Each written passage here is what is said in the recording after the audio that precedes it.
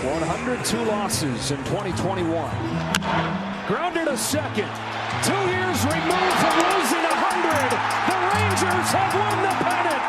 For the first time since 2011, the Rangers are going to the World Series after having 6 consecutive losing seasons. The Texas Rangers are in the World Series, baby. Let's go! And the Astros are watching from home. That's what I'm talking about. Trastros, baby. The Trastros. They're sitting at home. Whoa.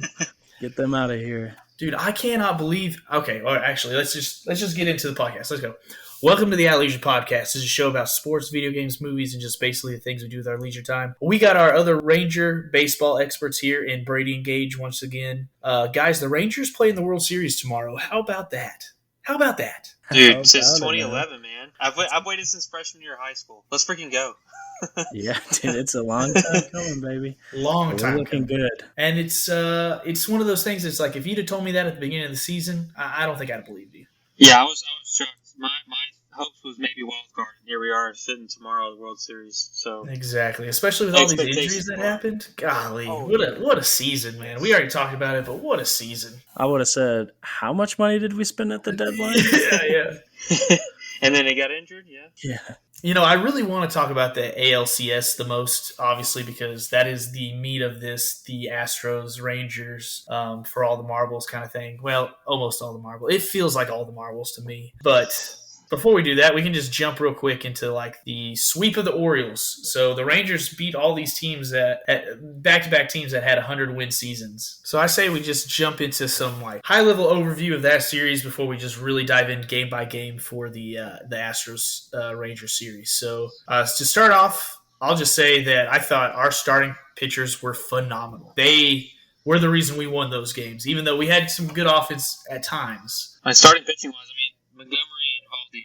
They carried us quite a ways up through the ALCS, you know what I mean? So, majority of the games that, pretty much every game that they pitched, it was watching something that, I didn't want to get off the edge of my seat for, just because I'm a fan of somebody wheeling and dealing. So, I absolutely loved it. Dude, yeah, it was great to see. Even Heaney and Dunning gave us quality innings in the first game when we didn't have our 2 studs out there. So, honestly, I think that set the tone for it all. That was just as big as Nathan Eovaldi and Jordan Montgomery just whooping butt out there.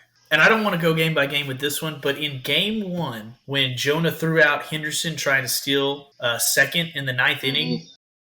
Tying run at first, winning run at the plate. There goes Henderson. Throw from Heim.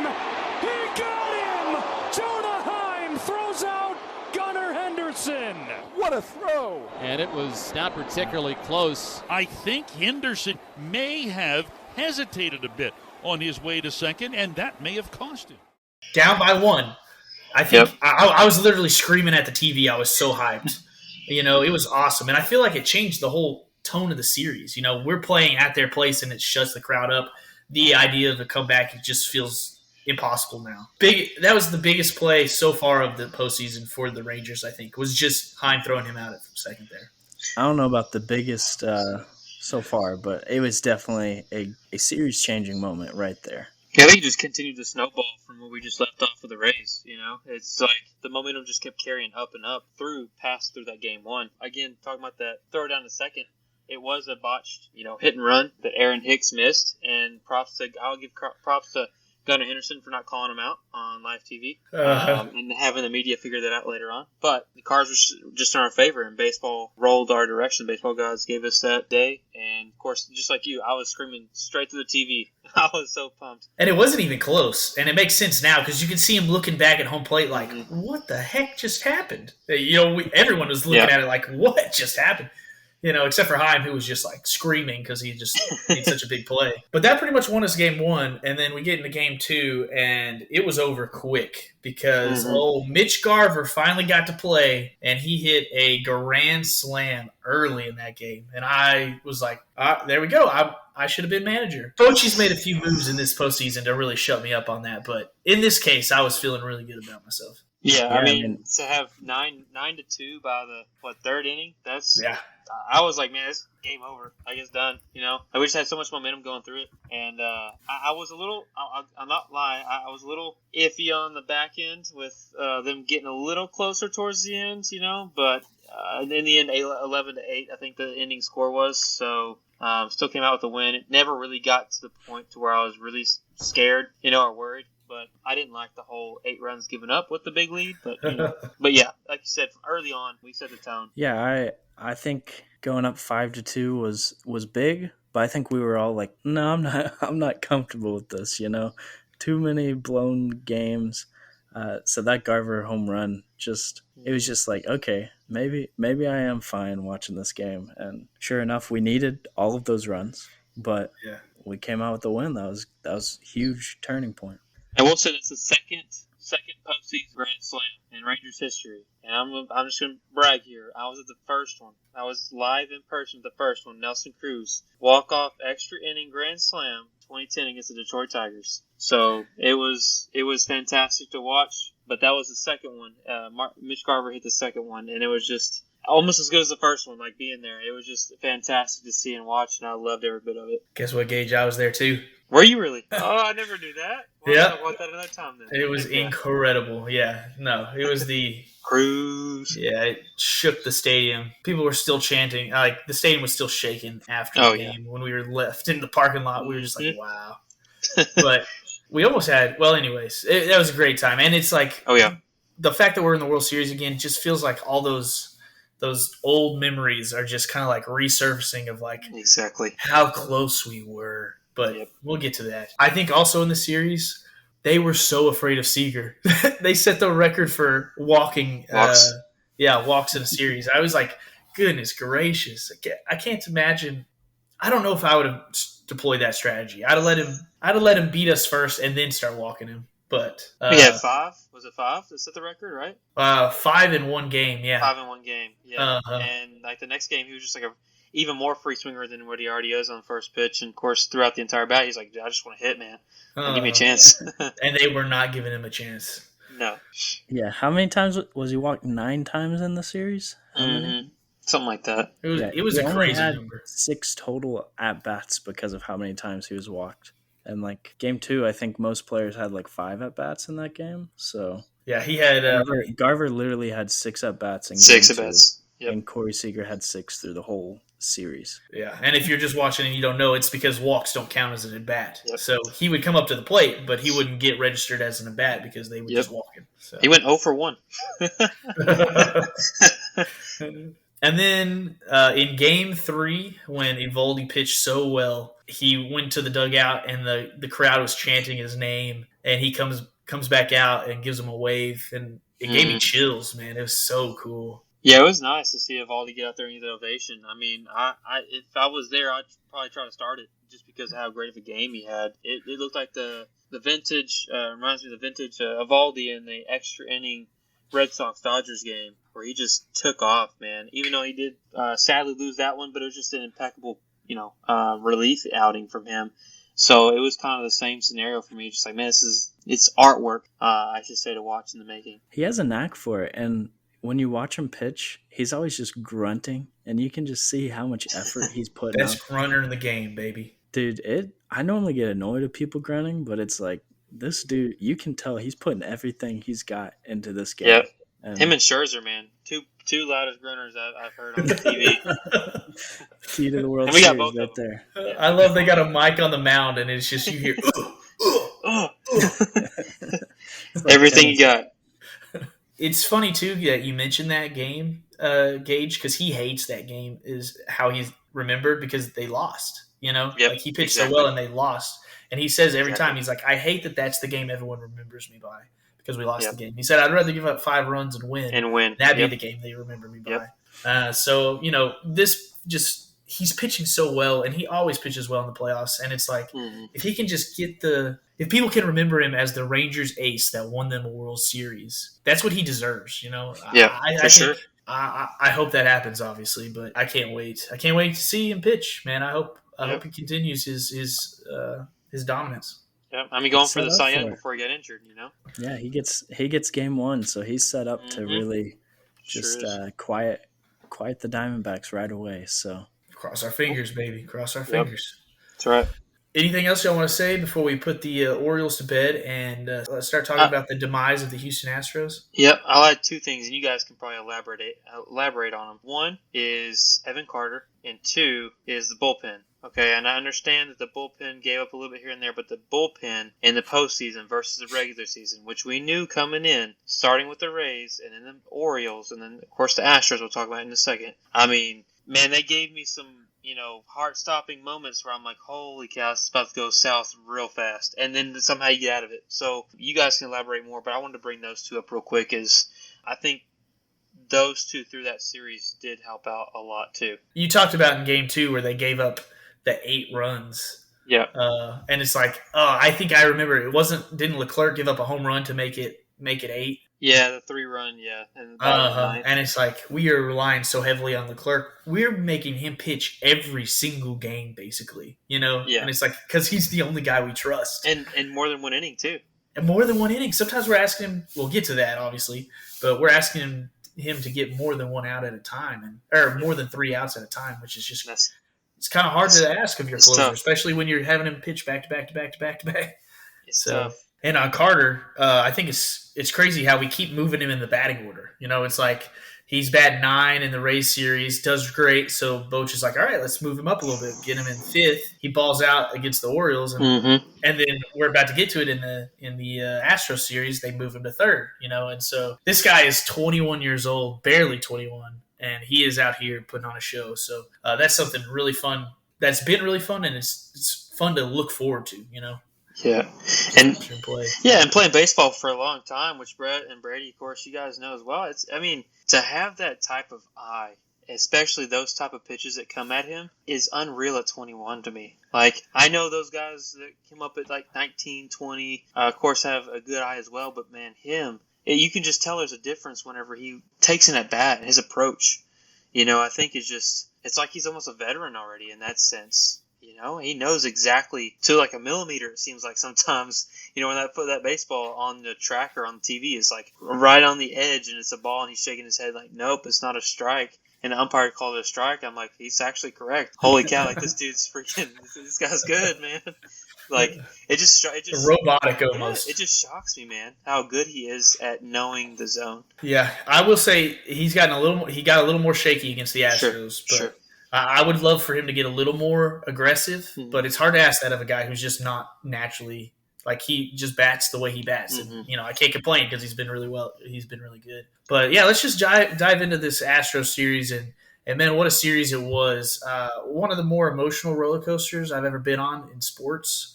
I think it actually made me physically ill. Like that's part of why this podcast is so late is because I literally did not feel good enough to podcast.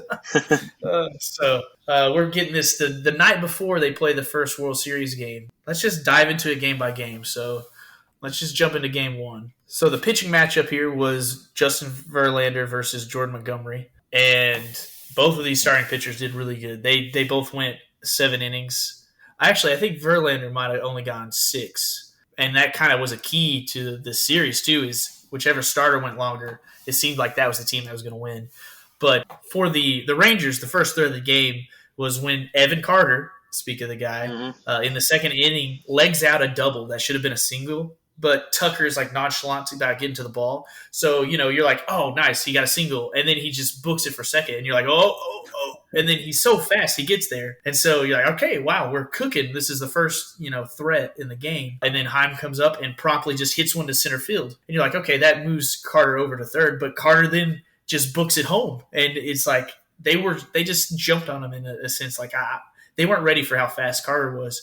And he stole second, basically, and then almost stole home, basically. And so that was the first run of the whole series. And I thought, oh, man, what a good tone to set. Yeah, on the base running there, I think he's just got an IQ, man. I don't even want to be a doctor and everything, but he's got a high IQ in general. Whenever he was rounding first, and they said it, and I noticed it right before they said it, is that he deeped Tucker in right field when he was rounding the bag. He kind of slowed up a little bit, and as Justin looked at him, right? He's expecting him to slow down, so he kind of nonchalantly gets to the ball. As soon as Carter notices that, actually, he just immediately takes off. So if you guys at home, if you go back and watch the full game, you can see this process happen in real time, and it's just such a high IQ play. It's unreal because it's so simultaneous. And like you said, he pretty much stole second from Tucker, just by deking him for like I kid you not, maybe a millisecond. Yeah, and I mean it was a great job of stealing that one, and then because of that, Jonah's single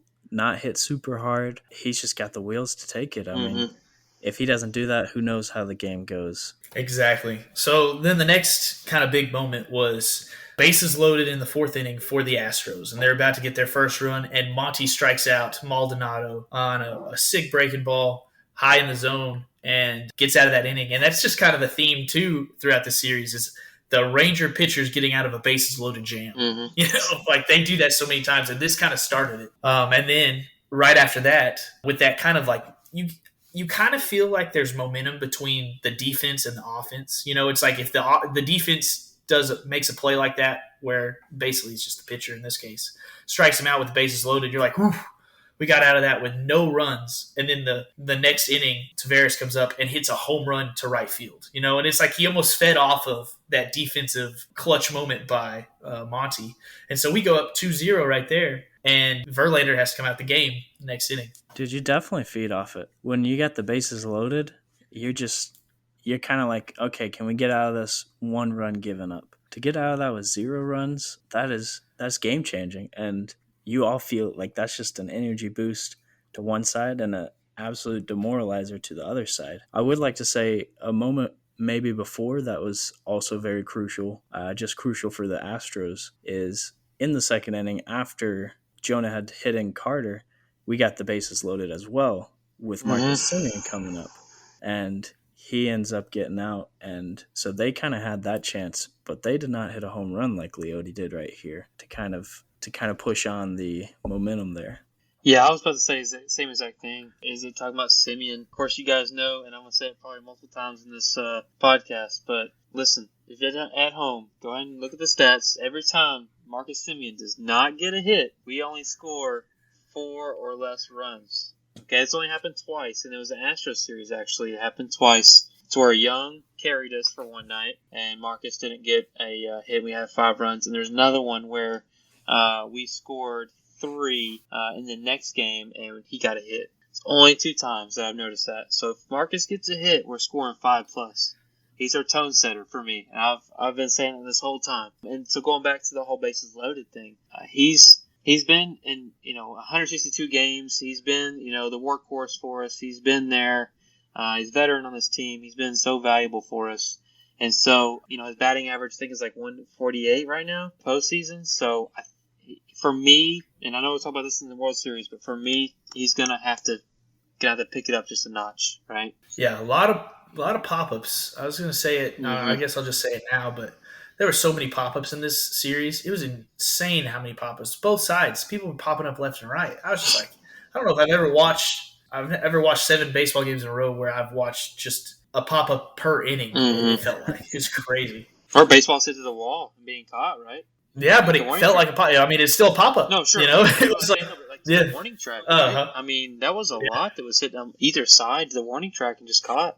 I think it's just a product of modern baseball, too, where you just drop that back shoulder and you try to hit a home run. And if you're not hitting a home run, it's going to the warning track, and they're catching it. Yeah.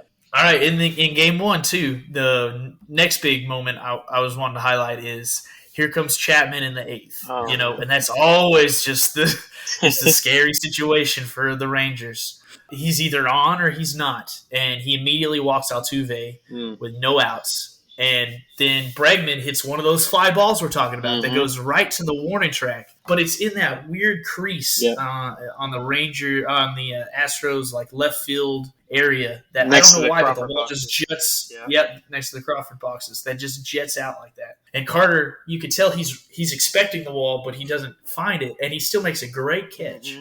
Well, Altuve wasn't expecting that catch. He rounds second, and then he comes back and has to go back to first. Semien says, hey, you didn't touch second on the way back. He touches the base, And then there's a review, and it turns out Altuve rounded second, but then didn't touch second on his way back to first. And that's illegal, so he's out at second. And it totally changed the whole situation of the game. Now a call on Chapman with a tying run coming to the plate. Fly ball, left center field. Back goes low, onto the track, at the wall. Carter with a leap and a catch. Back to first goes Altuve. Evan Carter to the deepest part of left center field with a leaping grab. They're going to look at this to see if Altuve retouches second base. His foot was across the bag, but it was his other foot on it. I'm telling you, I think he's out. Based on that view. The call on the field's overturned. The runner is out on appeal. Texas will retain their challenge. So a successful appeal from the Rangers, and it's a double play. He went in front of the bag and completely misstepped it.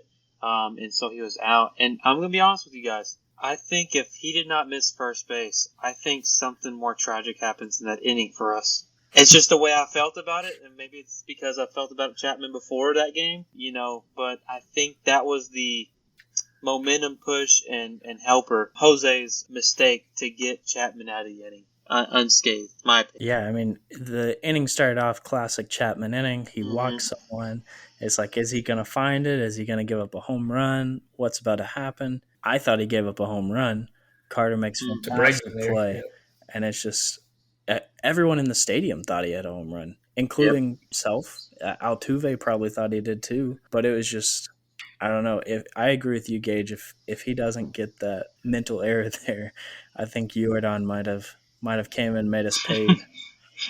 And I want to brag about Simeon a little bit because we've kind of dogged him some, but like he noticed that, sure. Like he was watching, and I don't know if anyone else noticed it other than him. Obviously, the umpires didn't notice your it. Your boy Josh Young did. That's why I'm pointing. Okay, he was pointing, so your boy from Tech noticed it immediately. I think he told Simeon to touch the bag, so it might have been Josh Young that knew. It looked like Simeon was pretty confident that he didn't touch it. Yeah. Like he was looking at the umpire. Let's just give our infield the credit there. Our infield was paying attention.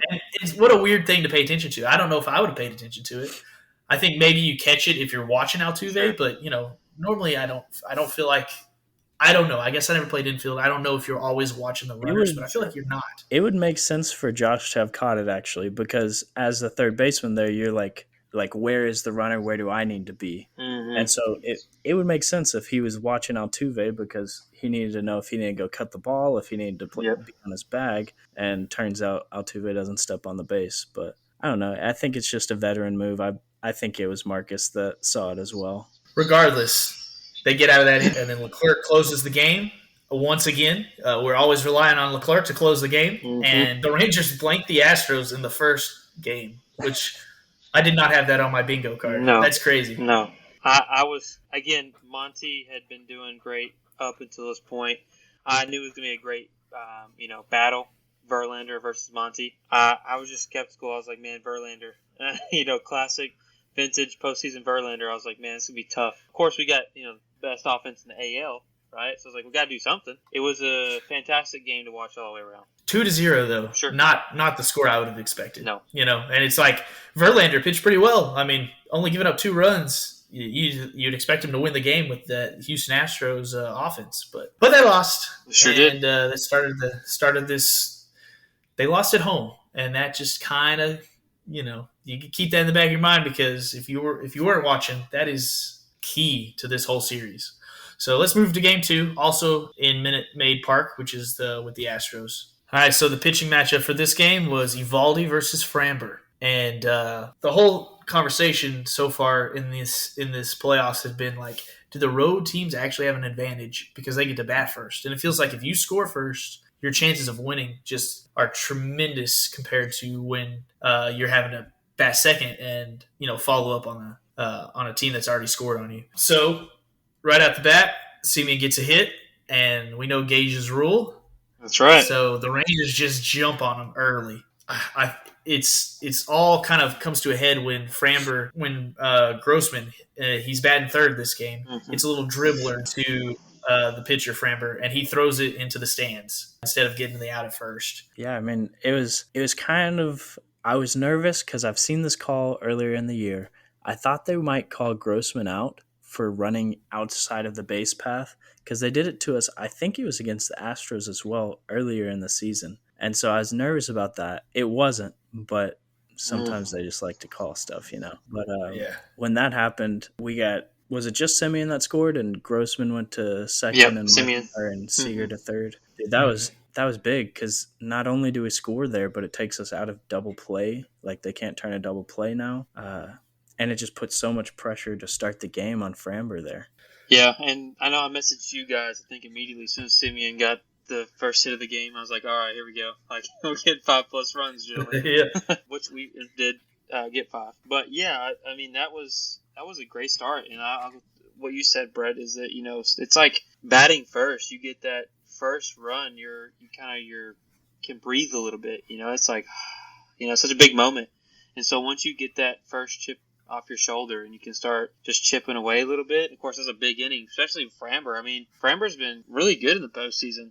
And so I know they had another great pitcher to start, but I mean, we were just 4 right off the bat the first inning. Yeah, so, Adolis gets his first RBI, which it starts a trend. Thank goodness. Yep. He has a beautiful opposite field hit there. He does score. He didn't try to be too big, so I did love that, and that was a great thing to see. But yeah, I mean, great start. And then our other run was Lowe hits an oppo single to left field, and that's able to score Grossman right there. So that was the first 4 to start the game. It was a great start to the game. Yeah, and I will say this real quick, is that I think that's another person, which we'll continue to talk about, is Lowe starting to figure it out. I know he got was a home run in one of these games. I forgot which one it was. When we discuss it in a minute, we'll figure it out. But that's somebody that, it was great to see in that moment. Like, okay, maybe he's starting to trend back upwards. Yeah, he's actually, I think, still hit a little better than Simeon has. Mm-hmm. He's had some moments. Sure. But we go up 4-0,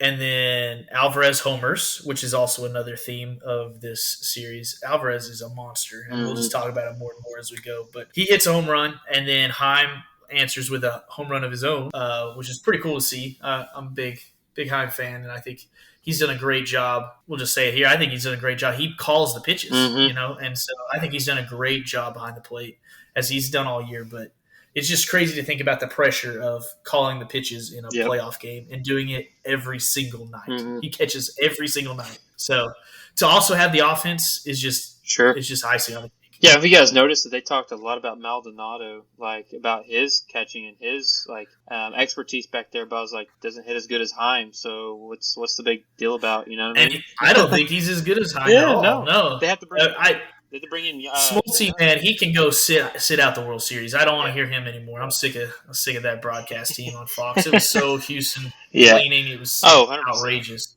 100%. The crazy thing is, though, if you go look at Houston Twitter or something, they thought the same thing.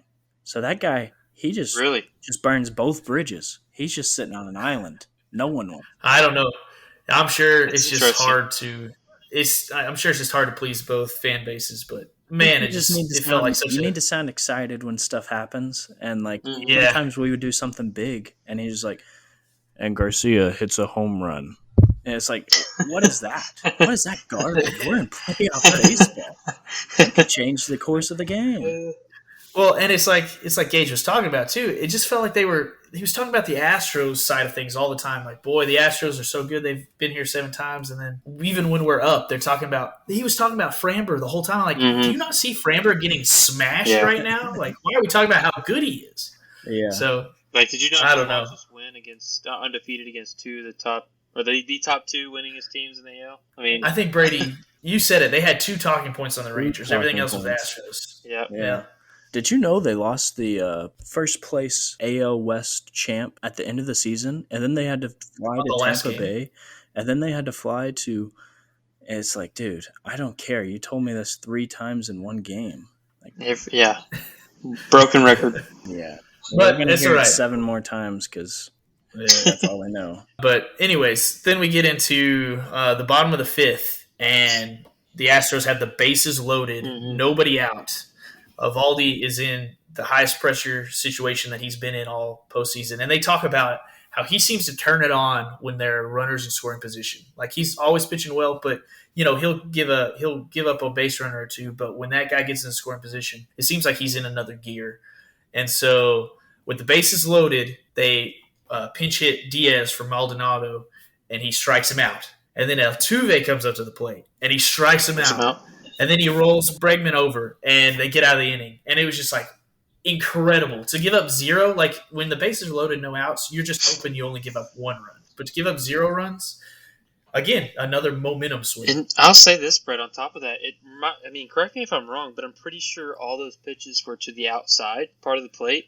And I guarantee you that they were trying to be too big in the moment with bases loaded, nobody out, 1 out, maybe even 2 outs. Like, I feel like they might have tried to do something more than, like, because they talk about Bregman only wanting pitches on the middle third, like middle and inner third of the plate, right? And that pitcher's outside, he's trying to pull the baseball. You know what I mean? Like, I feel like maybe that moment, it's a great, go back to Heim. You know, him and Heim being on the same page, knowing where to go and knowing what to throw against these guys. But I'm pretty sure all 3 of those pitches, of those outs with bases loaded, were on the outside part of the plate. And those guys are probably either trying to be too big at the moment or, sticking in their ways and not going with what Eovaldi was giving them, right? Because I really feel like going back to Adolis there, having that approach and going to the opposite part of the field. I guarantee you if one of those guys did that, they scored at least a couple runs in that inning, right? So I think that's a huge plus to them. And the last thing I'll say about it is maybe even in the back of Eovaldi's head, he was thinking about Red Sox Dodgers. He's like, this isn't going down like I happened back then, man.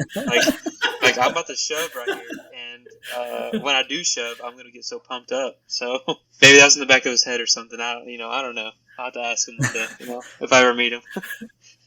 I'm gonna go on a limb and say that what was in the back of his head was my third baseman just made an error to load the bases. And when you have 0 outs and that happens, it's really hard to clear that out of your mind and be like, all right, one batter at a time. And Eovaldi it was a masterclass of pitching. Those first 2 guys are naturally pretty aggressive batters, so to see them swinging at some stuff didn't surprise me. But he made Bregman a little uncomfortable, and I think you might be right there that Bregman was. He was like, man, I really have to score these guys because we didn't score a run in the first game. So I think he might have been a little, which they already had a run, but he was like, sure, it's slim picking out here. It's 5-1. Yeah, it's already down by quite a few. Yep. And when Bregman rolls over, he hits it right to third base. You know, so Josh gets redemption, throws him out at first, and you're like, okay, that error didn't hurt us because Eovaldi's amazing. Yeah. Men, the baseball will always find you. That's right. Yeah. And then Alvarez hits another homer. And that's pretty much – we get into the bullpen. He hits that homer on Chapman, and we were talking about it. He reaches out and pokes that thing. Like you can't even blame Chapman on this one. It's not a strike. It's not even really close to the strike zone. And Alvarez just hits it out of the ballpark. It's just crazy. And the guy's so good. I think it was a slider, too, was it not? Slider outside part of the plate. So it's breaking away from it. Slider outside, and he pulls a home run. Pulls it for – come on, man. That's unreal. That's unreal. It's crazy. So good on Chapman getting out of that inning after that. And then Leclerc comes in and saves it again. Yep. And so here we are up 2-0 after taking 2 in the Houston ballpark. I was honestly feeling really good about this. We were talking about wanting to go to a game, and we're like, we bought Game 5 tickets, and we're like, do we want them to sweep or do we want them to win in 5? I said absolutely sweep. I wasn't there with you. I'm not gonna lie. I was like, I really would love to see them clinch at home. So I don't want them to. Be like, I will get my money back. I don't care. But then I'd like to say before we keep going, Chapman actually didn't get out of the inning, and this becomes a big theme in the series here. Leclerc comes in to finish the inning. With what went out, he gets an out, and then he has to go 3 more outs. So he gets the last out of the 8th, sits down, and comes back in for the 9th. So that's a great point. 4-pitch save. That's a great point. Setting it up for the next few games. Out, yes. Yeah. Good point. All right, and then we come home to Arlington for Game 3. And this matchup is Max Scherzer versus Javier, or they like to nickname him the Reptile. And how are y'all feeling about Scherzer? I can't say I was feeling great.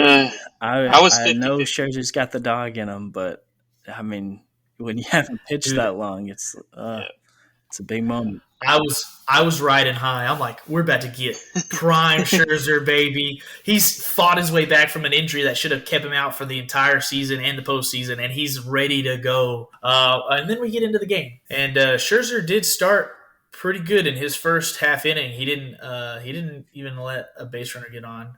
But also Javier pitched well, and then we get to the second inning, and things kind of go off the rails. Alvarez gets hit. There's a few wild pitches, a few base hits sprinkled in, and the Astros get 3 runs. If you want to dive into that inning at all.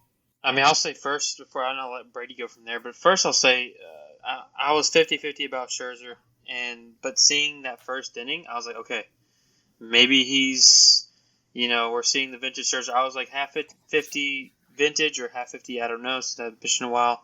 We were talking about a second ago. Tough outing after that first inning, the first half inning for Scherzer, and giving up, 5 earned runs, 5 hits, 1 walk and 1 home run. So, I mean, but you knew that after that, once he went out, I was like, okay, I understood, take him out, save him for the 7th, game 7 if it happens. And, maybe vintage will come out at that point. He's a veteran. He's been there, done that. And plus he faced the Astros, in the 2019 series and was just a dog, So that he's got that in him. And so, Brady, I'll let you take it from there.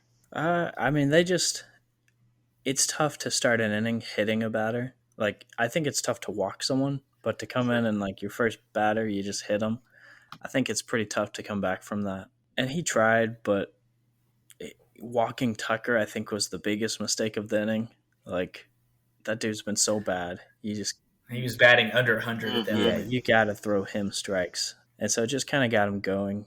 And as funny as it is, because this game ends up being high scoring, like, the defense in this game was at a premium.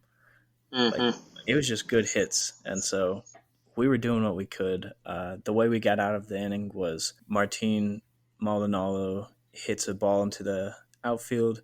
We try to throw a guy out at home. Jonah comes up and cuts it early and throws him out at second.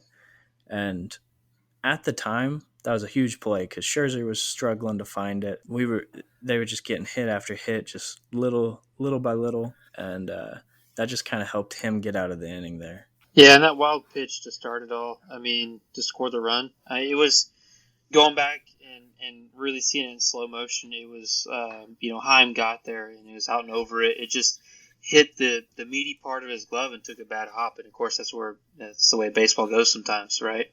So, but the wild pitch, going back to the mental side of hitting him, hitting that batter, yeah, I think you're right, Brady, is that sticks with you more mentally than the walk does because you feel like I don't want to say it's more of less, I don't have my A game if I hit somebody versus like I miss 4 pitches outside the zone with a walk, right? And maybe that's just me.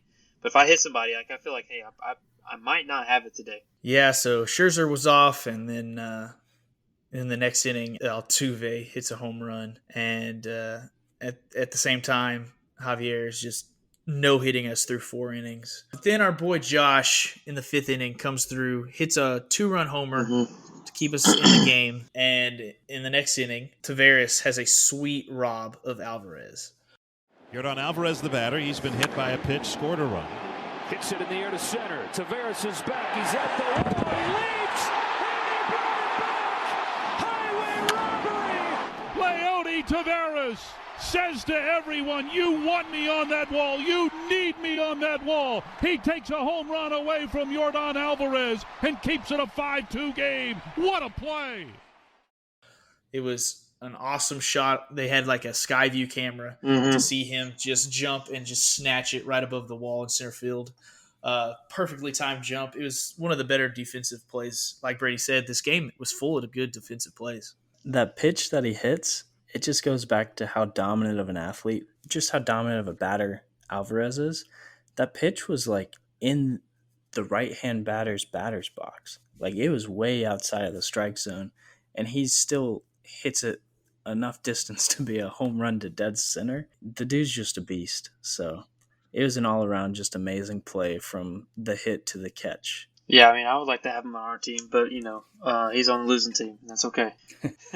But no, I mean, robbing a home run like that, like for me, being an outfielder, Brett, as well, like I mean, that's like hitting a home run almost when you do something like that. It's like that type of mentality, that type of hype. You're literally swinging the score. Yeah. Like there's not many runs. It's not like in football where you can have a pick six, Right. you know, but it kind of feels like that because Sure. you literally take a run away from the opponent. Yeah, I mean, I was being that outfit there. Like, I was just so hyped. Man, that was just like, this is the coolest thing I've ever seen right there. Like, it was, especially that sky cam, like talking about earlier.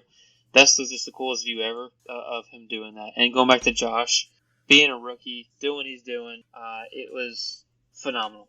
Phenomenal to see what he did against Christian Javier, since nobody else touched him, pretty much, you know. And him to just come out and swing like that, it was awesome to see. And hopefully it was, in my mind, it was more like, okay, now we're getting a little something going, maybe, you know. Hey, Josh got to him. That means he's figured it out. He's going to go tell the guys in the dugout, and we're about to start rolling, right? Like we're the first 2 games. Yeah, Nathaniel Lowe got it started there, though. I feel like his little poke through the other side of the infield, as the pitcher, you're kind of like, okay, that was a cheap hit, and maybe you get more aggressive, or you just you try to overcompensate there because you're like, I'm on today. And so it was nice to see Josh make him pay for maybe being a little too aggressive in the strike zone there. Well, Blueprint and Blast will do it to you. Yeah, and they did it again in the 7th inning, a little bloop and a blast. And Josh Young hit another home run. He tried to keep us in it. He had 4 of our 5 runs. And also, give a shout out to Cody Bradford coming in, our rookie who made a few starts. And we talked about it in the last episode. Kind of got the raw end of the deal when his first start was against the Braves. But he pitched well in this game. And our bullpen was only exposed when we put in Will Smith and John Gray. And so, props to him. I would imagine we see him in the World Series at some point, but I kind of hope we don't, because that means our starters are going the distance, longer. I will say this, Brett, real quick. Will Smith, it says he's only got 0.1 innings pitched during that game. Gave up no runs. He gave up a walk. Stratton and John Gray were the ones that gave up the runs. So, yeah, I mean, he came in for 1.1 innings, Bradford, and shoved. And then Stratton and John Gray, 2 runs and 1 run, both with one inning pitched. So Will Smith just came in there and, gave up no runs. So I'm with you, though. Will Smith does scare me. I think more so than Aroldis, though. I will say that. Yeah, those are the guys that we just don't trust as much, and they came in and showed why we don't trust them as much. He still didn't look good. He gave up a hit and walked someone in 0.1 inning, so you were kind of right still. And then for John Gray, watching that again, it just kind of, I don't really feel like he pitched that bad. They had weak contact off him, and it was just not his day. Like, it just looked like everything he was throwing, he was executing. They just got lucky on him. Sometimes it goes that way.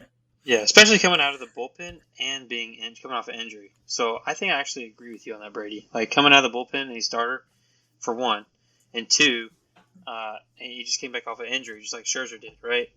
So I actually agree with you on that. Regardless, this was the first loss of the postseason for the Rangers. Crazy, 8-5. It took this long for our bullpen to get exposed, and that's pretty impressive, honestly. So, I'm still feeling pretty good, and I'm like, yeah, we're going to get to at least see a Game 5. And then Game 4 happens, and the matchup was Heaney versus Arcady. Oh, Urquidy, maybe? Urquidy. Urquidy. Yeah. It's a hard name to pronounce. We're butchering his name. Yeah. So right off the bat, Altuve gets a double, and things go bad for Heaney in a bad way. He gives up 3 runs and only makes it 2 outs into the game before he gets pulled for Dunning. And then Dunning comes in, and in a bases loaded situation doesn't give up a run, keeps it 3-0. And hypothetically, it felt like we were still in the game, even though that was such a bad start. Adolis comes in, and he hits a home run and does what he does and gets the crowd excited.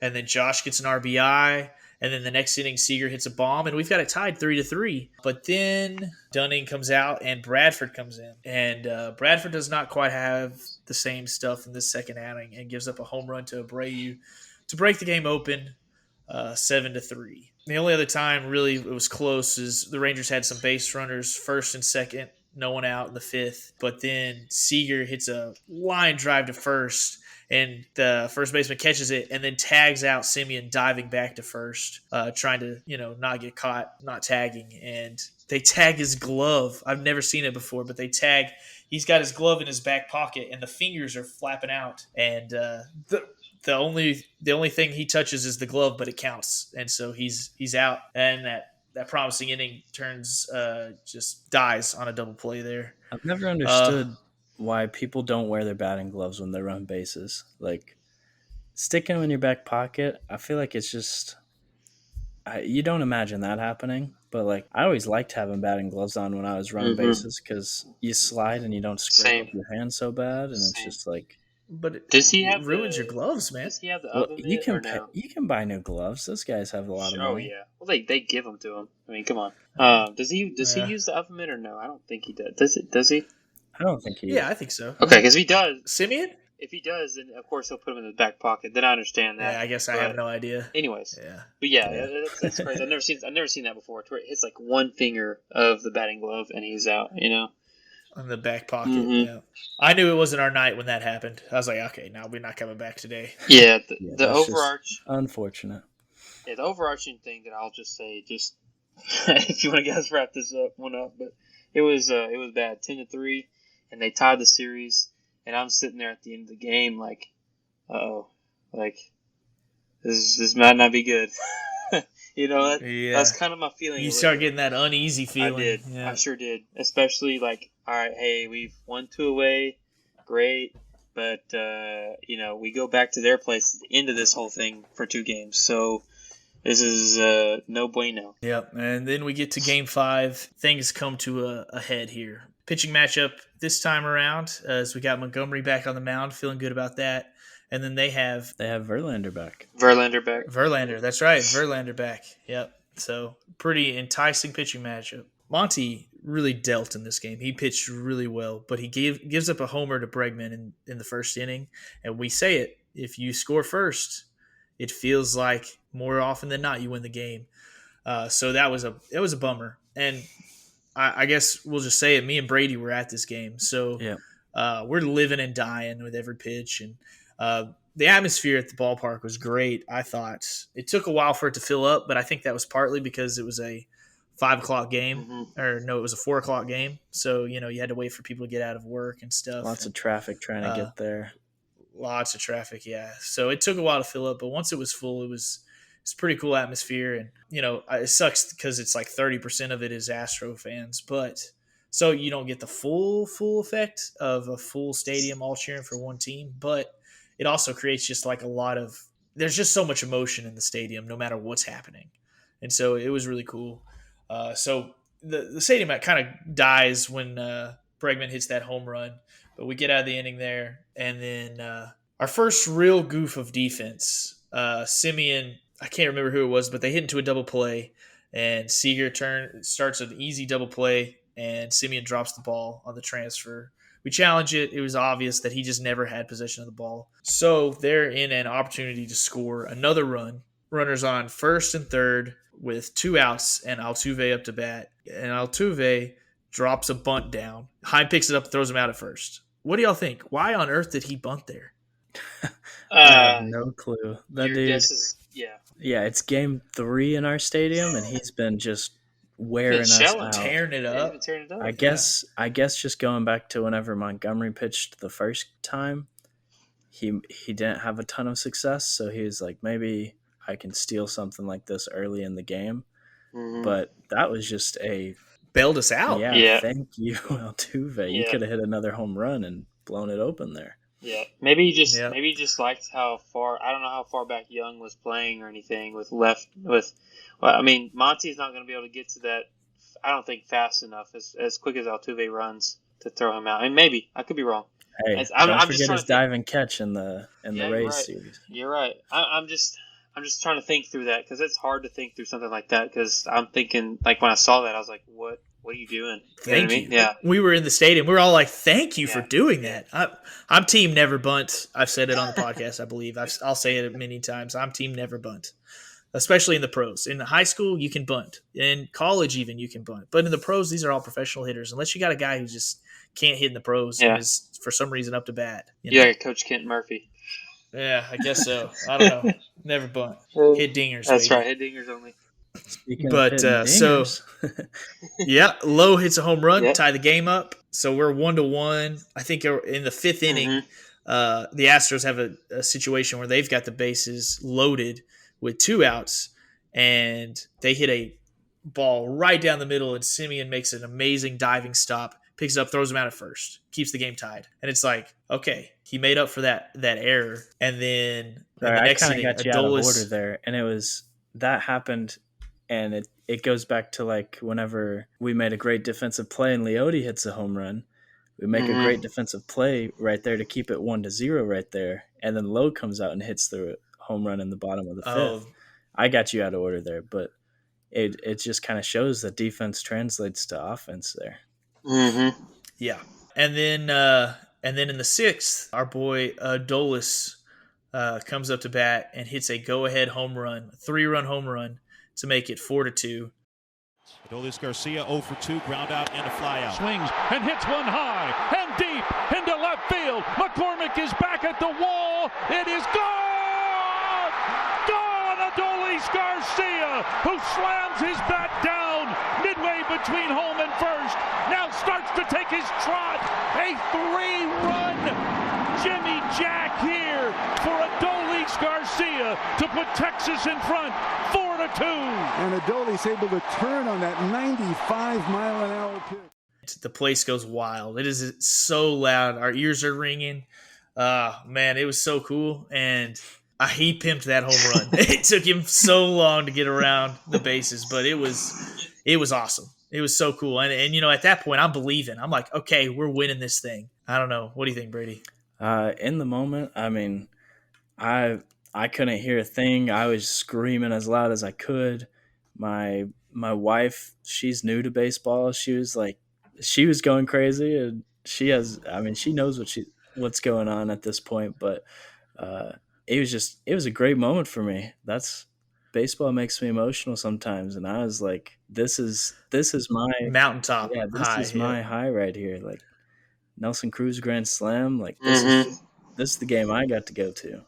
Yeah, you guys are giving me chills just talking man. about it, just because you know what that feeling, even though you're not there, you know what that feels like, right? Plus having the love for the game, so just talking about that just give me chills. So that's awesome that you guys got to see that. And yes, he did pimp the heck out of that.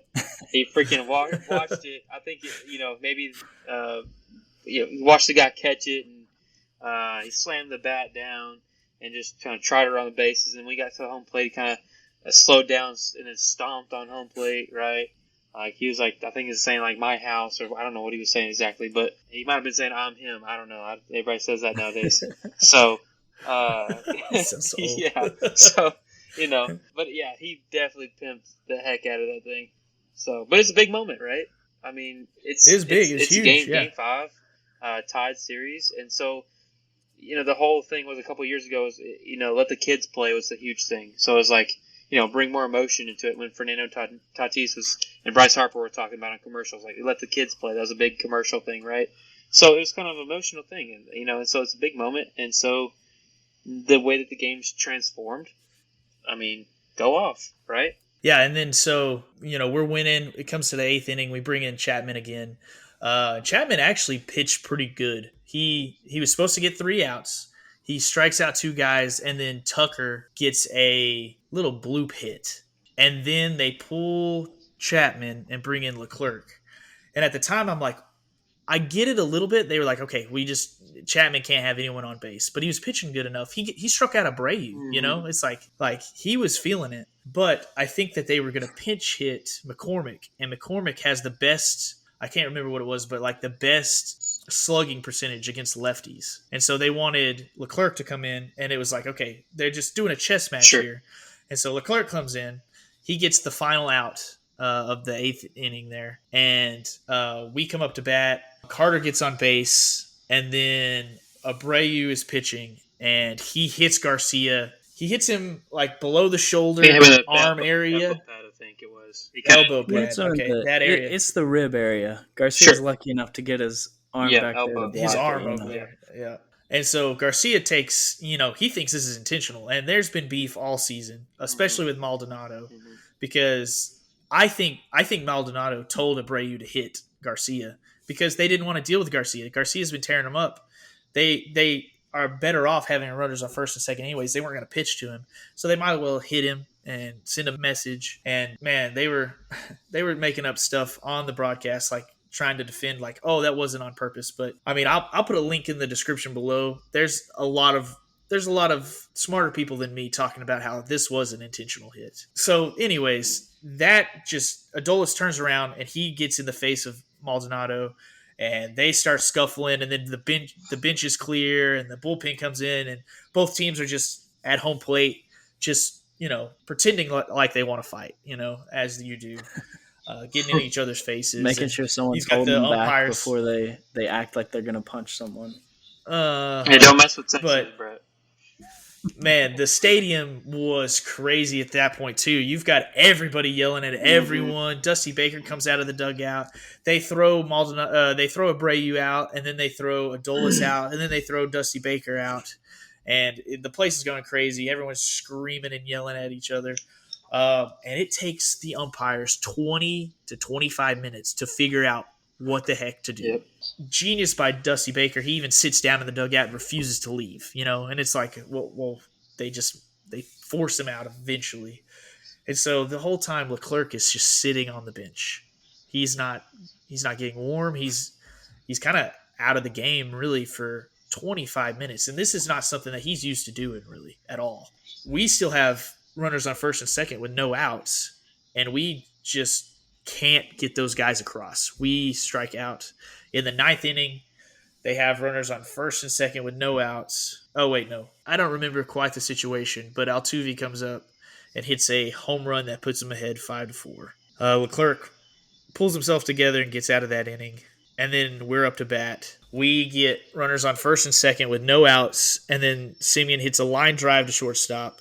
Seager hits a bomb to the warning track in center field, and when that happened, I thought, okay, we're going to have a go-ahead home run by Seager to win this game. But they catch it, and then Carter strikes out, and I left the stadium more defeated. It felt like I got punched in the face. And that was the end of Game 5. It was a brutal loss. They bring in – sorry, I left you hanging there on the ninth inning there, but they did a pinch hitter and Yandy Diaz, and I think he hit a little single just right through the infield. And then they pinch hit John Singleton at the bottom of the lineup. First action, I don't know how long, but that dude works a full count, and he ends up getting a walk right there. And when we walked him, I was like, I know Diaz just got a hit, but that's crucial. Like you can't walk this guy to bring up Altuve. And as much as I hate the guy, Altuve's known for this moment. Like, this is what he does, big moment. Altuve's I feel like he's going to hit a home run. It's not even he's going to hit a single or double. He's going to hit a home run if he has the chance here. And it was just made me want to throw up there. Not going to lie. It was the worst. Yeah, and going back to what Brett was saying is that, for one, genius by Dusty Baker. It's kind of like, ice a kicker in football, right? Except for you ice your pitcher for 20 to 25 minutes. I mean, in the grand scheme of things, whenever I was watching, again, you guys were at the stadium, but watching it at home, I remember the broadcasters, and you guys can correct me at home if I'm wrong, but I remember them saying that it was like the second time that they're trying to justify, right? And I know that Rangers fans are going to say that it's intentional, Astros fans will say it's not, but I know the broadcasters were at least saying, hey, they tried to justify that him hitting Adolis was not, intentional, and that he'd only got out of the stretch like the second time this year, and so that's one reason why it was going to be wild. And you can see Maldonado set up a way, and he runs it in, so it's not intentional. And then also the third thing they mentioned was, why would you do it in this type of setting when you're down by 2 runs? Like, what's the point of having an extra guy on base? But going to Brett's point is that why would you mess with him when he just did what he did a few innings ago? If you're going to work around him, try to work a walk, and he's going to get on base, like your objective is just try to get him to fish, right? You might as well just hit him anyways, okay? And so both sides have points, but it just felt like at home that they were really pushing for, hey, the Astros are in the right here. Adolis is in the wrong, and so that's that, right? I will say that Abreu's the only one that got suspended and not Adolis. So, I mean, maybe there's, They know something. They know something, yeah. right? They know something. They're not Yeah. idiots. If it was Adolis' fault, why did Abreu get suspended and not Adolis, right? And so, moving forward, you guys talking about the Jose Altuve thing. He didn't have a clicker on his chest this time to hit a home run. Yeah. But as far as we know, sure. Yeah. I mean, he could still be cheating, but no, we don't do signs anymore. That's what they're catching. Right. Yeah, but that's true. Yeah. But I mean, I'll just go for the at home. As soon as he hit that, I was talking to these two guys earlier before we started this podcast. At home, like as soon as he hit that 3-run home run and we get 0 in the bottom of the ninth, I literally put my head down literally inside of my shirt and felt like a little kid that like something was just taken from me. Like I was about to just sit there and probably bawl my eyes out maybe, right? I sat there, kid you not, with my head down in my shirt through 3/4 of the podcast with A-Rod, David Ortiz, and Derek Jeter, right? Just sitting there, just sulking. Like, I'm not usually a sore loser, but when it comes to the Rangers, I'm a sore loser. Like, I'm terrible. And so that's whenever Maldonado, of course, comes up and is talking to Big Papi. And he said, don't wake up the Astros, right? I was like, and then, of course, here the next couple games, we'll see. Don't wake up Adolis Garcia. That's what you shouldn't have done. Yeah. Dang straight. Yep. All right, let's jump into Game 6. And the pitching matchup was once again, I believe, Evaldi versus Framber, correct? Correct. Mm-hmm. So in the first inning, Nate looks a little shaky. Gives up an RBI to Alvarez, which, happens because Alvarez is so good. But, it's just they score first, and I'm starting to think, oh, no. I mean, coming into this game, I don't know how you guys felt, but I was feeling very beat down. I was feeling like we're down 3-2. We're not going to win this series. We're going to lose to the Astros. And I was thinking things like I would have rather have lost in the last round than have gone to this round and lost to the Astros. Yeah, anything would have been better. Really beat I was in the same boat as you. Obviously, I still had my afternoon blocked off, but I was like, man, I can't handle losing to the Astros here. Just the worst way to go out. Yeah, because I mean, I'm sure you guys do too. But I have a ton of friends who are Astros fans. So I'm never gonna live it down. It's battle for the silver boot. Like it's like we're creating a big rivalry out of this. And it already felt like one just because you're in Texas. Like the only two teams in Texas. And I was the same way. Devastated 3-2. Going to their place, and maybe they might flip the switch on the whole away winning team. So, but same. They score first. Yeah, and score first, right? And I'm just like, oh. But Nate gets out of the inning with only giving up the 1 run, and then immediately Mitch Garver makes an appearance in the series and hits a home run. He needs the first batter up in the second inning to tie it. And it kind of gives me life and hope again. And I'm like, here we go. Mm-hmm. I'm in it, like, let's do this. Things are kind of back and forth of nothing happening for a while. Both pitchers pitching pretty well. And then Heim hits a 2-run homer in the 4th to pull us ahead 3-1. And it's one where Justin Tucker, I keep calling him Justin. Kyle Tucker. It's Kyle Tucker. Yeah. Kyle Tucker has a chance to rob it and just misses it. When Jonah hit that, first of all, I did not think it had the distance to go all the way. And sure enough, it just barely squeaks out, and Kyle Tucker goes back to the fence and reaches up. He came down and he looked all like defeated, and I felt like it was the same thing that Julio Rodriguez did earlier this season, where he acts like he didn't catch it, and then he's like, "Oh hey, by the way, look at what I have," and we didn't score and inning over. But no, it just went right over his Just got over. Yeah. They said it was only a home run in 2 other ballparks, or this one and in 1 other ballpark. Yeah, Yankee Stadium. Yeah, and I thought the same thing you guys did. I thought he was going to come down with it. The way he went down, just kind of paused for a moment. I was like, okay, this guy's caught it. Great, still 1-1. And then after, I know he didn't catch it, I was screaming. I was like, I was screaming to the TV. Yeah. Yeah. So 3-1. We get into the 5th. and Nathan Eovaldi hits Maldonado to add to all the drama. Maldonado definitely doesn't try to get out of the way. No, it looked like he leaned into it. I mean, that is the ideal way to get hit by a pitch. It's out in front. You have your little elbow protector on, and you just give it a little graze there. And trust me, if definitely wasn't at the ribs. If we were going to hit Maldonado, we would be throwing at him. Like that dude, yeah. I can't stand him. So, and then Dubon gets a sac fly in the 6th to make it 3-2. We get some action on the bases in the 7th inning, but Nearest for the Astros gets out of a jam. That dude's celebration cracked me up. Like, obviously, I was a little frustrated, but at the same time, he kind of put a smile on my face because I was like, what is this guy doing? He, like, goes to the ground and starts slamming it, and I just thought he was about to start grinding on the ground, and then he spikes the base. But he does, like, 5 different celebrations. Like, you do one, like, yeah, get your team excited. The second one, it's like, what are you doing? After that, it's like, dude, you're not helping the team. You don't look cool anymore. You look pretty dumb right now. He's allowed to do that type of celebration, but yeah, Adolis can't watch a baseball for a second. You know what I mean? Hey, no. They've been there. They've done that. Okay. Sure. I'm just saying. You know. No, I'm messing with you.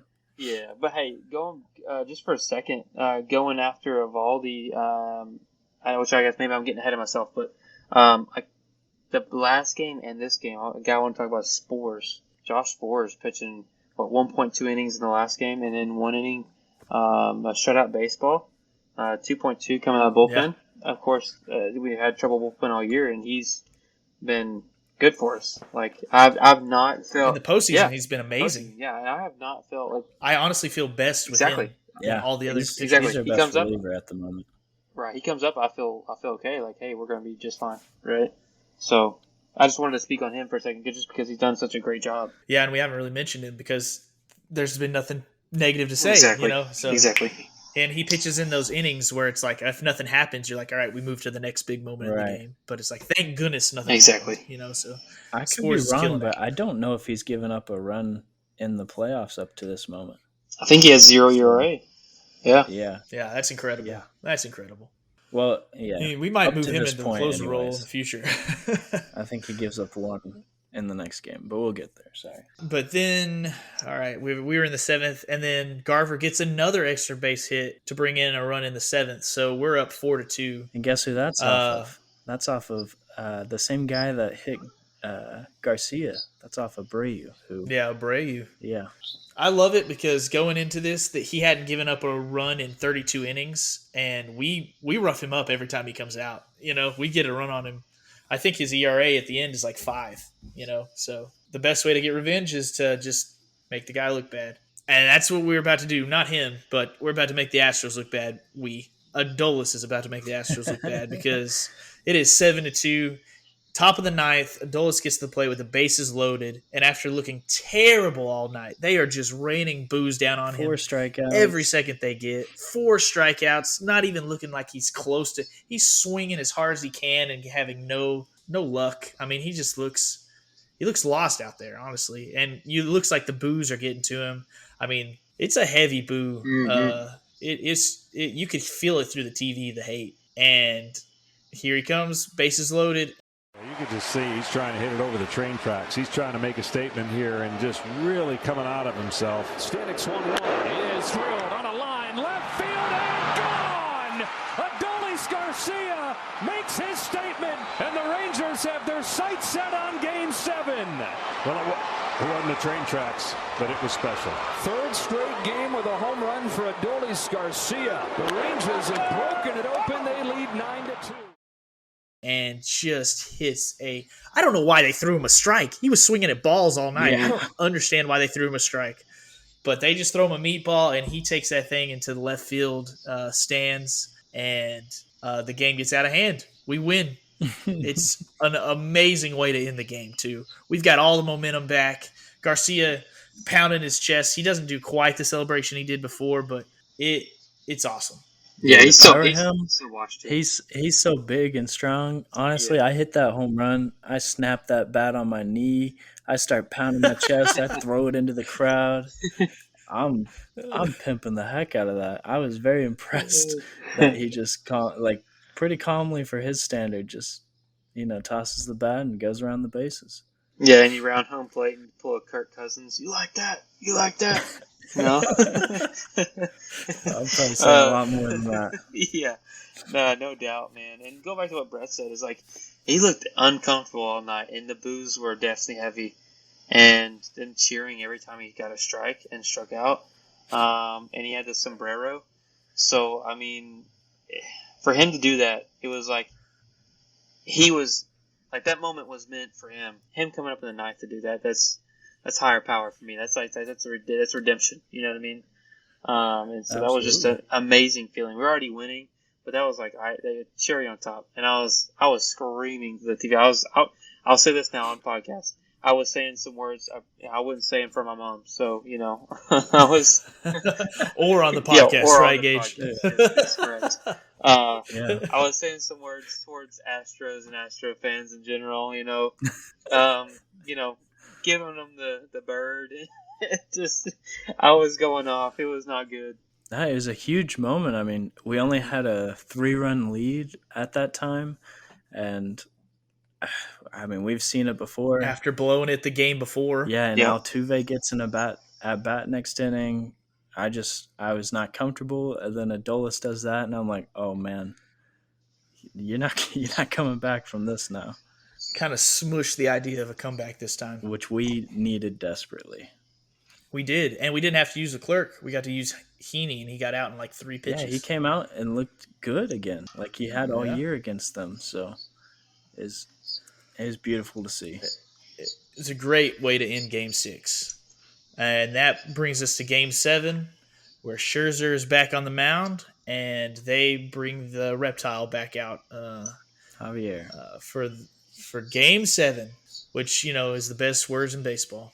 All right, and then we're going into this Game 7, and Boch has never lost a Game 7, and Dusty has never won one. So that was a good stat for us to see. Had me feeling good before this last game. Yeah. And with all the away teams winning every single game up to here, I was like, you know what? It's destiny. Maybe this is it. Yeah, I'm with you. It's funny how Game 6 just totally flipped my perception of what was about to happen. The momentum rolling into that Game 7, right? That was really good for me. Yeah. Like, you had that 3 games in a row at home. You're just like, well, this is it, And then you get to Game 6, and it's like, okay, here we go, You tie it after hitting a grand. Yeah. You tie the series after hitting a grand slam to end the game. That's what I was going to say. The grand slam, as much as it helped win that game, I feel like it kind of slingshot us into this game. Mm-hmm. And speaking of that, the second batter, Corey Seager, crushes a baseball. Just absolutely demolishes it into like the third. The atmosphere. Killed it. Yeah. Oh, man. Yes. And like the Minute Maid Park goes quiet. And Corey Seager, steel face, never show emotion guy, screams and runs to, he does the home run trot and gives the high five to the third base coach and then steps on home plate and just screams some more. And I'm like, I've never seen him show emotion like that.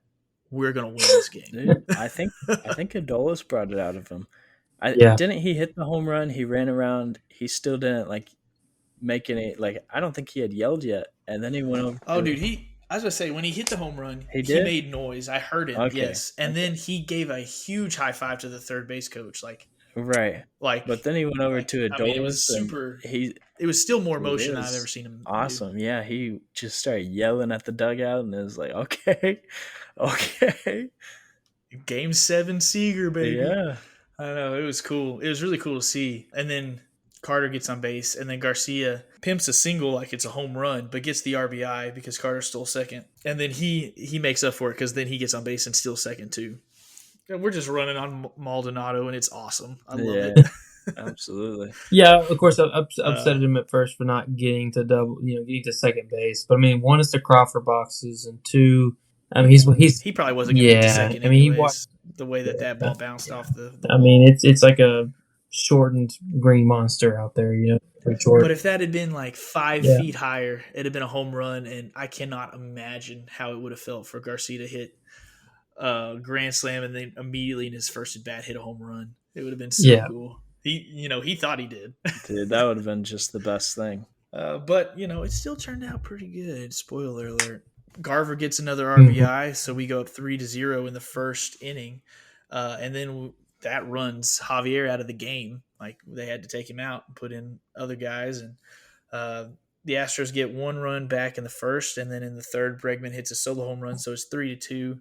The game's feeling like, okay, it's going to go, it's going to be a battle to the end. And then Garcia actually does hit a home run in the third and makes it 4-2 right after Bregman's. Or I guess right before Bregman. He might have hit it in the fourth. Yeah, right before Bregman. That's right. And then the fourth inning comes, and we score 4 in the fourth to make it 8-2. Huge. Garcia gets 2 RBIs there. But also it was a huge hit by Evan Carter. He'd been a little bit quiet this series. Like, not quiet, but he hadn't been what he was against the Rays and what he was against the Orioles. Yep. And he comes up with Josh. I guess it was the bases loaded, I think, and he just hits a big 2-run double right there. And it was just right on the line. That was big also. It was. And going up 8-2, I mean, I was like, don't get too excited. Don't get too excited. Don't get too excited. Yeah, we still have a bullpen to go through. There's still so much game left, but I'm feeling really good, and I'm scared because I'm feeling good. But then the game's still going good. We get into the 7th inning, and Lowe hits a home run over Kyle Tucker again, by the way, to make it 10-3.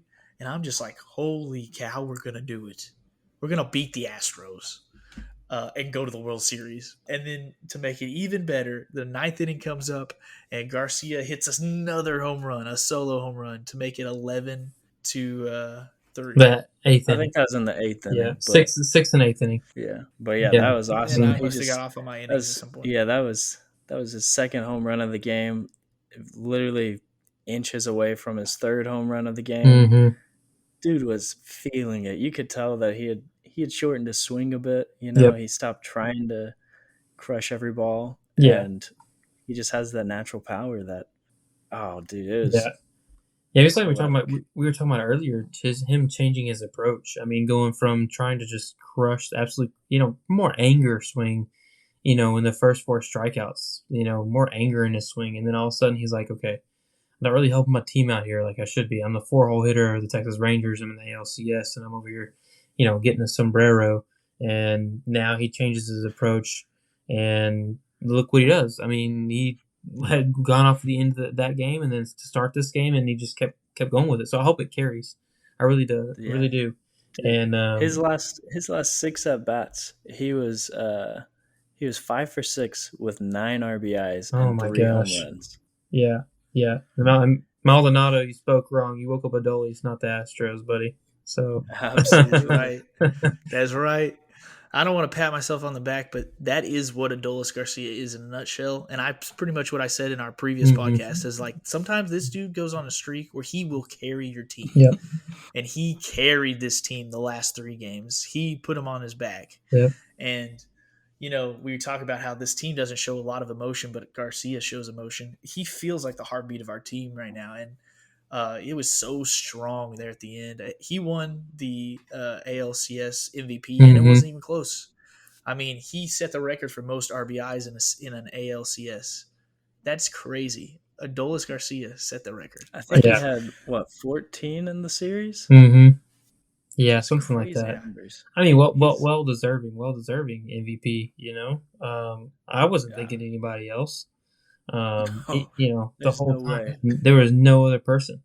And going back to the, getting Christian Javier, just changing mindsets in general.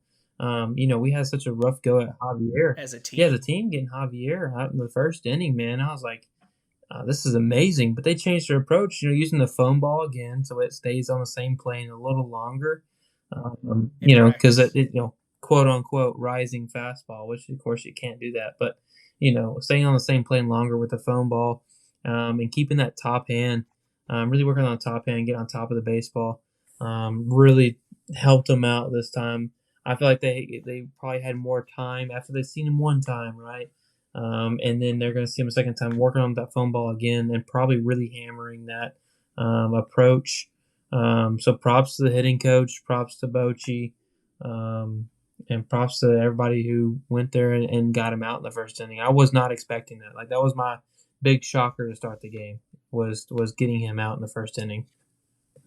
I know. I was hoping for a big Seager game, but I had no clue that the Javier was only gonna go 0.1 inning there. Like that was crazy. It gave Dusty no choice, really, No, he didn't. because we were just mashing him. Game 7, you don't have a leash. Like, it's instant. And Scherzer was actually doing much better in the grand scheme of things. I mean, he only pitched 2.2, and before the game, I think I messaged y'all about if Mad Max is rolling, he's probably not. Knowing Max, he's not going to want to come off. He's going to fight the heck out of Bochy. Like, he might fist fight him to come off the field, and he instantly gave the ball over to Bochy and said, "All right." I was kind of shocked a little bit. It's like, oh, he didn't really challenge Bochy to keep him on the field. This year has changed my stance on baseball managers. Yeah. I used to think they were the least important. Oh, for sure. In sports. For sure. I really didn't think like a football coach felt like the most important, basketball coach second most, and then baseball coach third. Just because these guys are pros, they play in baseball. There's not much you don't run plays in baseball, and a lot of the coaching you do is like in practices but then seeing the turnaround from this team, just getting Bochy, and like you're talking about there with Scherzer trusting him to take him out, and like him working the bullpen masterfully, and then moving Evan Carter. Every move he makes in the lineup seems to work and pay off. And it's just like, there's a reason this guy is so good at, like, he's brought 3 different, franchises now to a World Series because he's just that good. And it's like the players respond to him. And like, I know in the last podcast, Gage, you said getting Boch started this all. And I think I might agree with you in a lot of ways. Like this season, like I think in part of the way we were able to handle that Game 5 loss, that blown save, is because of how many blown saves we had during the season. It was like this team was prepared for that because they had happened to them so many times. And it's like Boch steadied the ship, and that was one of the 2 things that they seem to always talk about on the broadcast, was like, 1, the Rangers losing it on the last game, and then 2, how Bruce Bochy has been the steadying hand for this team. And I totally agree with that. And yeah, now we're going to the World Series, and the Astros get to sit home and watch. We just did an oral history of the demise of the Astros. So I love it. Yeah, no, best feeling ever, just because you have, bragging rights against the Astros for the whole next year, man. Like, I was about to say, does it feel to y'all like we won the series that was more important? It was like a mini Super Bowl to me. Like, we're about to go to the World Series, but I almost had more weight on this series than I do on the World Series. Now, once the World Series starts, I feel like I won't be that way, but right now, I'm like, who cares? Like, we're already ahead of the schedule. Yeah. Speaking on ahead of schedule, for me, like, I was only having wild card expectations. Like, that was like the height of, like, that would be amazing to me. And then now we're in the World Series, but 2, like, that was a mini World Series to me, to see the Astros go down to the Texas Rangers, just because when they came over to our league at first, and we were demolishing, and then they started demolishing when we started going down. Now we're kind of, right at the top together, here, and I feel like we're about to start surpassing them. But we beat them so bad in that last game. Dusty Baker quit. He retired. Well, he legitimately retired. He legitimately retired. So we beat him so bad that Dusty said, "I'm done. I'm not coming back anymore." I gotta say, I don't necessarily agree with you in the fact that it felt like the more important series. I think that I'd agree that it was huge, and like, that's great. Adolis owns their franchise now, but if we don't win the World Series, it's all for naught. Like, they still have 2 World Series, even if one of them's illegitimate. Sure. They have 2, and we don't have one yet. So if we don't go win one, then I kind of feel like that series means nothing. Like it means something, but I'm sorry, I don't think it gives us any bragging rights because we don't have a World Series if we don't win this next series. I feel like it's a stepping stone, to say the least. If we don't come out with a ring, I think that it's a stepping stone for next year because in hindsight, and this is completely different from y'all. Whenever back in, I think it was 1920, I was telling everybody, I was texting everybody that, of course, all my college friends, I was like, hey, like 2024, maybe 2025, the latest, like, Rangers are going to be back on top. Like, I just feel it just because I saw the signings they were doing and the stuff on the back end, and John Daniels at the time was doing, like, I was really 2024. So for me, I have a different perspective just because I set that bar for myself for the Rangers for 2024. But we're here in 2023. I'm already overjoyed with what we're doing, just because, again, like what Brett said, we're ahead of schedule. But I agree. But we're here now. No, we're again, we gotta win this. I'm with you on that. We gotta win this thing. I'm with you guys on that. I don't think it's this. Of course, we were so close in 2011 to be one strike away twice. I can't do it. We gotta finish this game. Like we gotta finish this. We gotta win the World Series. Which that's the only reason I'm saying I don't feel like we won the more important series yet. Sure. If we had a World Series, if we had other stuff to stand on, season, but they've been here 7 or 8 years in a row to the championship series. Like beating them there, I don't think that gives us any bragging rights yet. So sure, we gotta go win one. All I know is I'll feel good about this season because we beat the Astros. I'll feel good about it, but I won't. And if we win the World Series, it'll be one of those. It already is, but I think it'll be one of those like special seasons of like I'll look back on this every year for. I mean, you can say that you watched the Texas Rangers win their first ever World Series. You know. Yeah. So. For sure. Well, do y'all want to talk about the Diamondbacks at all? Our opponent in the World Series. Sure. I'm gonna be honest with you. I don't have a lot to say about them. I only know about Corbin Carroll, Marte. Ketel Marte. And then Gallen, their pitcher, their stud pitcher. Yeah. And then I watched the Game 7, so I know about. Shoot, I forgot his name. I'm butchering it. Fott. Is that what it is? Oh yeah. PFADT, something like that. Yeah. Yeah. Why are you doing that? There's a PF. Like, just take the PF. What are we doing? You know, got to be a little fancy with it, but yeah, they have some good pitching. They got Merrill Kelly as their other starter. Yep. Who gave them a masterpiece of a game during the Phillies series. But I think this matchup, something to watch is for some reason, they didn't want to steal on Real Muto at the beginning of their series with the Phillies. Mm-hmm. And that kind of threw off their whole, game. Like, that's just not how they play. They steal bases. They play small ball. It's very different than what we do because we like to use the long ball to score, and we can hit people around, but, they bunted twice on one of the relievers for the Phillies, and it worked. They scored runs in that inning, and they'll just play a lot different style than us. They have a lot of speed on the bases, and I don't know. It'll be a lot different than what we've been seeing. Yeah. For me, I'm gonna say that it's gonna be a dogfight just because I feel like they're almost not two identical teams, but in the way that their season has gone and kind of where they've came from to where they are now, like it's a big. A lot of momentum on each side, and they've had to go from the wild card. I think their records were almost identical throughout the postseason too.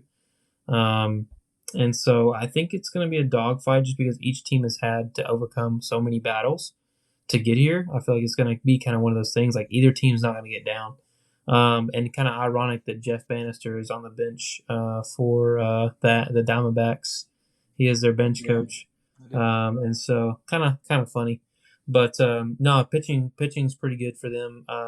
They have Ryan Nelson, the fat guy, however you say his name, Paul Sewald, who was a Mariner, who went over to who was traded the trade deadline. Zach Gallen, who's Slayton game 1, Kelly. But my other guy that I'm looking for is that Ginkle guy. He's been shelling. I've been watching him against the Phillies, and the Ginkle guy's been shelling, man, out of the bullpen. Big guys to watch for. I think that Marte and, of course, Carroll, he's like their, franchise, basically the franchise guy right now. Gurriel, and then, of course, Longoria being that veteran guy in the clubhouse. Another guy I kind of want to watch out for is the Alec Thomas guy. I kind of like the way he plays in center field and the kind of, his attributes to kind of help out with Corbin Carroll. The speed's there. Defense is there. He's got a little pop. So I kind of like the Alec Thomas guy. And they also have Jordan Lawler. He's a younger guy you need to watch out for as well. He was a big up-and-coming prospect for them, and so I'd watch out for him. But I think their big three was Marte, Perdomo, and was it Carroll, I think it was their big three versus us when they played them in the... No way. I bet his iPad died. Probably so. Well, guys, thanks for joining, and hopefully we can celebrate a World Series here shortly. Absolutely. Yeah. Go Rangers, man. I can't believe they're in the World Series. I can't believe it. Oh, man. All right. Thank you all for listening, and go Rangers. See ya. Demise Garcia sends one the other way. That sends Carroll back. He's at the wall, and the legend grows. Demise Garcia wins game 1.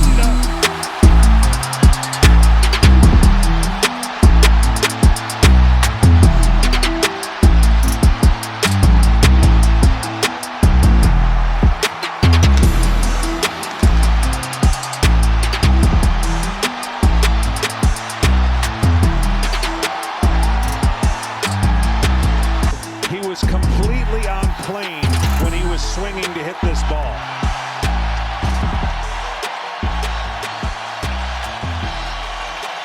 What a moment. What a player.